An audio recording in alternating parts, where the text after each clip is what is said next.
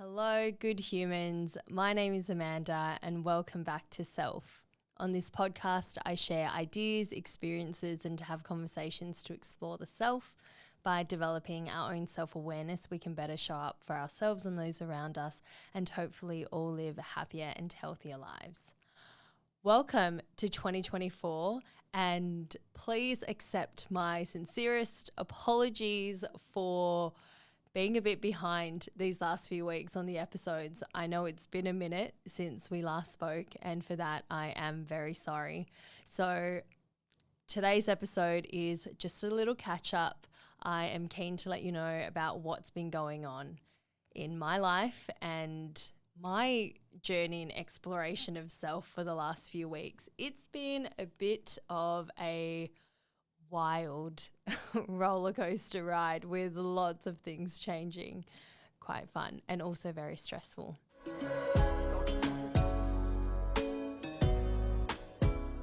Wow. Okay. So the last few weeks have been a little bit crazy up here in far north Queensland. I feel as if my life has been operating at this high intensity, full speed for the past couple of months. And I don't know if you felt that way, and if you didn't, I'm so glad for you. And if you did and it felt really overwhelming, I want you to know that I know what that feels like. And often, I think for me, my personality is such that I'm a bit of a go-getter. So I like to say yes to a lot of things. It's one of the things that I have been working on generally overall. Great theme of my life is learning how to say no. But I do say yes to a lot of things, yes to opportunities. And what I had hoped for out of December did not come to fruition whatsoever.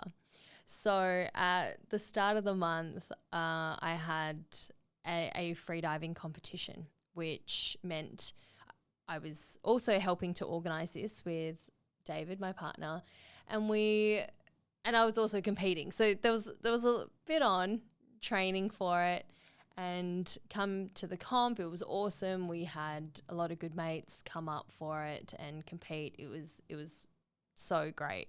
And that already was an opportunity for me to have some more insight on myself, putting myself into a competitive environment for the second time, seeing how performance anxiety plays a role in my diving and stuff. So, there's a bit about that, but overall the weekend was fantastic. I did a couple of new personal best dives. I had a lot of fun diving, which is the main thing.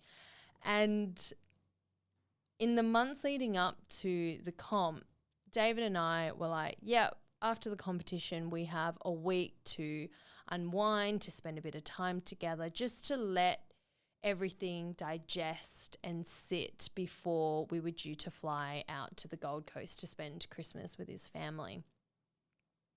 Sure enough, the weekend of the competition, we get some alerts and there's talk and news about a cyclone coming. And I was like, cyclone, schmyclone. And quite, I don't want to say completely dismissive. I was very much of the thought that it was a future Amanda problem.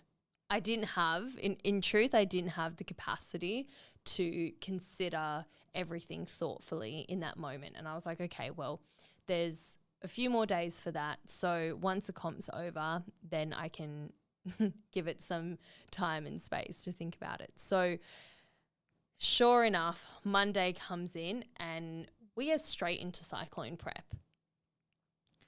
I grew up in Perth where it's sunny and dry in December, and we have this beautiful dry heat there, and I didn't grow up around cyclones. I had no idea. We're sandbagging the house, and even sandbagging, had no idea. I just had to ask people, what do you do when you sandbag the house and why are we doing this? It's to prevent flooding, by the way. So preparing the house, we're moving all the furniture, getting everything inside, off the floor, preparing in case if we lose power, we lose water, all of this stuff that I have really had the privilege of never having to worry about before. And this cyclone, which wasn't, it was only a category 2, so it wasn't meant to be this big, devastating cyclone rolling in. It came through on the Wednesday, and the thing is, it was quite slow moving. So it brought in with it a lot of water coming in from the coast, and there was just rain nonstop. And of course, we lost power. So it was just humid and hot without electricity, which was a joy working, trying to work anyway, trying to edit, trying to do anything without electricity, and I was there just feeling a little bit lost because I couldn't do all these things that I would regularly do. And at the same time also trying to plan ahead for our time in the Gold Coast. It was just chaotic, honestly. We made the decision to drive down the night before our flight in case if the roads closed, which they did eventually. And then we got to the Gold Coast. So leading up to this point, I didn't really have any kind of real downtime, any type of reprieve from the upcoming weeks before that, like I'd hoped. And we get to the Gold Coast and we're spending time with family and friends, and it's awesome. And I could feel my whole system just slowly shutting down. And among all of this, I still had to work, and Christmas is one of our busy periods. So there was, just kind of that lot going on, which is becoming quite a recurring theme for me around December. And this is what I learned about myself in this time. Something I realized was I need to have downtime throughout. It's not waiting for this week like I scheduled, as much as that's a great thing. I think many of us can be guilty of this. And as much as I try to implement what I'm saying right now frequently, obviously I mess it up too. We all need that downtime throughout the weeks, the days. If you break it down, I think something we often do is we're waiting for a moment for like a week that you take off. It's like, okay, well, in a few months' time, I'll be taking that holiday, and at that point I can rest. And what I started to notice over the time in the Gold Coast was because I wasn't taking time for myself within the week, within each day, just finding quiet time for me and time for me to refill my bucket back up, I was just becoming less of myself. Honestly, I could feel myself getting triggered a bit more easily. I was absorbing some of the anxiety around me, some of the energy that was around me. And it was quite hard for me to draw into my own resources and to regulate myself. And even though I have these tools and I'm aware I have these tools, it was really challenging to draw upon them when I needed them. And that was a valuable lesson and reminder for me to make that time as much as I can. And I know that can be really hard. Particularly, it was hard for us and for me while we're only there for a few weeks, trying to spend a lot of time with people. But then I noticed I wasn't really able to give myself to others when I was there and to be fully present. So one of the things I did was went to the library and I borrowed some books, and I spent a lot of time reading. In the 3 weeks I was there, I read 5 books, which I'm stoked with. I love reading, and it's such a great resource and tool for me to be alone and to kind of go inwards. But it's not, I wasn't reading about trauma. I was reading fiction. It was fantastic, and perhaps a little bit of escapism maybe in there, but it was just time. And it's one of the things that allows me to recharge, to have time to recharge, to have the space to. So that is what I did. But, even then, still over that time, I could still feel myself kind of being worn away a little bit. It's like this idea of not really being able to catch up on sleep. Once you're kind of in sleep debt, that's it. If you sleep 4 hours one night and then the next night you tap on an extra couple of hours, doesn't mean that you actually have made up for that sleep. It's not really possible. That is some information from, I think his name's Matthew Walker, sleep guy. Anyway, so we're in the Gold Coast and I'm recognizing these signs, right? I'm flagging a little bit. I'm noticing myself being a bit less patient, a bit more triggered, and doing my best to then create a bit of space. But perhaps by that point it was already a bit too late, I would say. And then we're there's the aftermath of all of the cyclone up in Port Douglas. So David and I had a lot of really challenging conversations. So you're adding on top of this, and on top of feeling quite generally stressed and worn out, these big conversations about what the future meant for us in Port. And there were floods up in far north Queensland. There was no water, there was no power. It was quite heartbreaking for us being away from all of that, being away from the community, and then seeing the impact on a town that relies so much on tourism. And we have a business there. So we made a really tough decision to come back to Port. We were due back on the 5th of January. We made a decision to come back, pack all of our things and relocate to the Gold Coast temporarily, just because of the lack of work for David and the high cost of living for us. So we leave the Goldie, come back up to Port, and then spend 5 days repacking our lives. And I can tell you that was probably the hardest thing on our relationship, mine and David's. We were already, like I said, feeling quite worn out. Both of us, in fact, coming back from the Gold Coast. And what, in an ideal world, what we would have had is a couple of days to completely decompress from everything.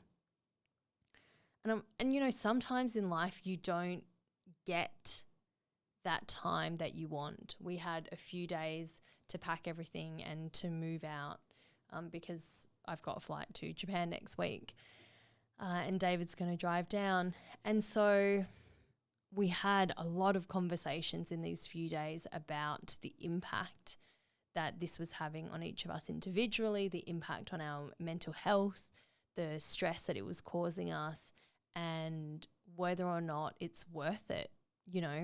Is it worth putting yourself through this and not having the time and space if ultimately this is the impact?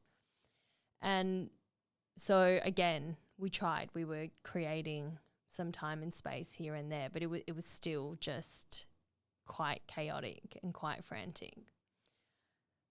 And here we are. The car was packed. We gave away a lot of stuff. We had to get rid of a lot of things and just give so much away, which, we'd hoped to sell some things and we couldn't. And that was a lesson in itself of remaining unattached to things that we own, unattached to the money, recognizing it's a sunk cost. We'd already paid for all of it, and hanging on to it would just cause us further stress because we don't have space for it, and it's not going to fit in the car for David to drive down. So there was a lot of letting go of so many different things in this past week. And here we are now in Cairns for a few days while we sort ourselves out before I fly off and David drives down. And this has been the last few weeks for me. What I've learned about myself is that when I am depleted, when I am lower on energy, when I am operating in that zone of pushing my limits, I am still just as easily triggered. Perhaps not still as easily triggered, but it's when I operate in that zone, it is so much harder for me to self-regulate, to draw on my resources, to self-soothe, to remain in control of the overwhelm of the emotions. And I'm far less patient. I'm far less me. You know, it's a time where parts of me become really loud, and it's hard for me to really recognize my true self in moments. And I could see it play out even, with particularly with David, because we are obviously the closest people to each other. And so when we're both stressed and frustrated about different things, we were just having, arguments about stuff that ordinarily we would never argue about. Ordinarily, we wouldn't often have miscommunication about. And these things were coming up because we weren't able to take the time and space to take care of ourselves properly. Another thing I learned over this Christmas period about myself is that Christmas is actually a bit of a mourning time for me. Mourning is in MOURNING. I spent kind of a couple of days before Christmas kind of I wouldn't say in a state of grief, but grief came to visit me a couple of times in those days before Christmas. And that grief is just for the breakdown of my family. Christmas used to be one of my favorite times of the year when I was young, and it was always kind of filled, at least in my memory, filled with a lot of happiness and togetherness. And after my parents split up when I was 18, kind of went downhill and just changed. Christmas then looked really different. And grief is quite it's a complex emotion that comes and visits whenever, it does. And you can't control it. You can't push it away. And it's just, you embrace it as it comes. And it can come for as long as it needs to.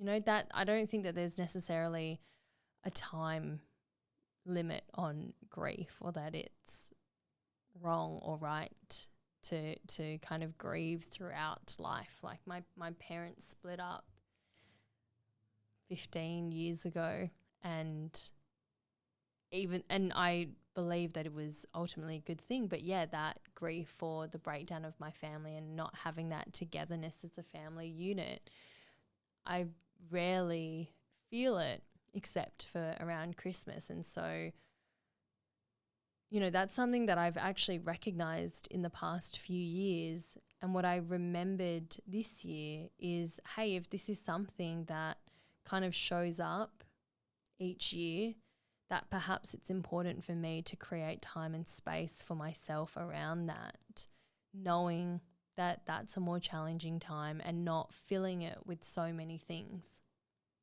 So that was really valuable, you know, that to learn that. And oh boy, it's been, for me, it's just really felt like I've gone full speed, and sometimes that can feel so overwhelming and perhaps a little bit out of control. And I know that in the past, when I have felt that the biggest challenge there is, you know, this image that I get is sitting in a car and imagine that the accelerator is being pressed full down, like, what do they say? Pedal to the metal. Full speed, and you're not even the one like pressing. You just can't hit the brakes. No matter how much you hit the brakes, it's just not stopping. And there's this feeling of like, shit, everything's out of control. And every once in a while, when I kind of get into that feeling, you know, when I have that in my system and I start to notice it, that's when I actively slow things down around me, because I can't necessarily ease that sensation immediately or ease that sense of overwhelm in my system immediately. But what I can do and what I do have control over is just the actions, whether it's my breath, whether it's choosing to intentionally physically do something slow, like cook slowly, take some time to just sit down and to do nothing, and that can help bring everything down. But yeah, I have noticed kind of being in this state and what it's brought out of me. So what I'm doing with that is probably, you know, what's important, right? Because like I said, you can't do so much with that. You know, it can feel a bit wild and chaotic and as if you can't do anything about it and you just got to ride it out or whatever. And there's a lot that is so beyond my control. So what I can do is accept that there are things out of my control, and that's okay. And I can intentionally create some space and time for me, time for recovery, time in nature, which is something that has perhaps been lacking a bit. Time to be slow, like really to slow things down, even when it feels like it's impossible. And that was something David really reminded me of when we were packing the house down, is he's like, we just got to take moments and just slow it all down. Because sometimes I just get caught up in that. I'm like, cool, if we're going full speed, yep, I'm just going to jump in and go. And that can be quite unhealthy for me. So actively choosing to be slow and spending time doing the things that really nourish and recharge me. And although as an extrovert, that is often spending time with people and spending quality time with people, there's also a limit where I really need to spend time by myself. So those are the things that I'll be doing. And as a result of being able to do all those things and in creating space, I will be back to releasing weekly episodes. Yeah. And I'm looking forward to what this year holds. You know, something I haven't actually, and I generally always want to make time for, and I haven't properly made time for, is to really reflect on 2023 and to look ahead at what I hope for this year in 2024. I am not someone who sets New Year's resolutions, as you might already know. However, I do set intentions, and the intention and the theme for 2024 is going to be slowness. Embracing slowness. Which is very different to my personality and my fast-paced life. But that is going to be the theme, and I look forward to exploring a lot of that and what that looks like with you over the next few episodes. I'm going to be exploring a lot more on, I guess slowing things down a little bit. That's in part. I want to be talking about the nervous system a bit more, on trauma and the impact on the body, and just more of that good stuff. More of that exploration of the journey, deep dive into self. So I am excited to bring some of those episodes to you, and episodes featuring some guests as well. If you have any topic requests, I am always open to hearing them, so please send them through. You can follow me on Instagram, where I haven't been super active, at Self with Amanda. You can watch these episodes on YouTube. You can listen to them on Spotify, Apple Podcasts, Google Podcasts, anywhere you get your podcasts. So I really appreciate you listening and tuning in this week. Please like and subscribe, follow, and I will see you next Thursday.